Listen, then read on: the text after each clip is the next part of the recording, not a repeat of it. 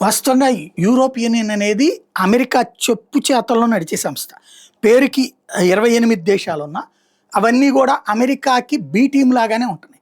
ఎందుకంటే ఏ అమెరికా అధ్యక్షుడు వచ్చినా యూరోప్ యూనియన్‌కి సంబంధించిన నాయకత్వం అమెరికా చెప్పు చేతల్లో ఉండేవాళ్ళ మాటలే వింటారు. ఇప్పుడు కూడా ఉర్సులీనా వాన్ డెర్ లెయెన్ అమెరికా చెప్పినట్టు నడిపిస్తది. యూరప్ దేశాలు ఎందుకు ఎదగట్లేదు?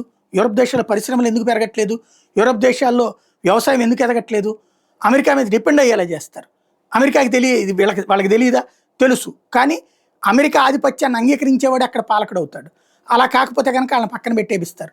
మళ్ళీ గ్రూపులు మారిపోతుంటాయి. హంగరీ అట్లాంటిది వ్యతిరేకిస్తే ఇప్పుడు హంగరీ వాడిని దెబ్బకొట్టే ప్రయత్నం చేశారు. ఇటలీలో జార్జియా మెలోని చివరికి ఇప్పుడు మళ్ళీ సరెండర్ అయ్యేటటువంటి పరిస్థితి ఉంది. బట్ జాగ్రత్తగా బ్యాలెన్స్ మెయింటైన్ చేసుకొస్తుంది. ఇట్లాంటి ఒక తెలివైన ఎత్తుగనుడు.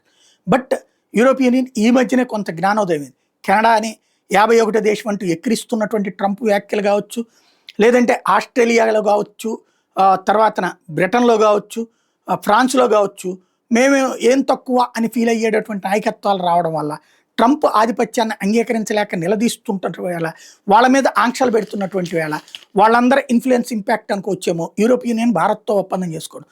అమెరికా వచ్చి మన మీద టారిఫ్లు వేసిన సందర్భంలో యూరోపియన్ యూనియన్ వచ్చి రివర్స్‌లో మనతో ఒప్పందం చేసుకోవడం, ఏకంగా 15 సంవత్సరాల్లో $100 బిలియన్ పెట్టుబడి కంటూ యూరోపియన్ ఫ్రీ ట్రేడ్ అసోసియేషన్ తాజాగా డిసైడ్ చేయడం అన్నటువంటిది ట్రంప్‌కి మింగుడు పడని అంశం. చాలా ఒత్తిడి తెచ్చాడట ఆపడానికి. కానీ వర్కౌట్ కాల.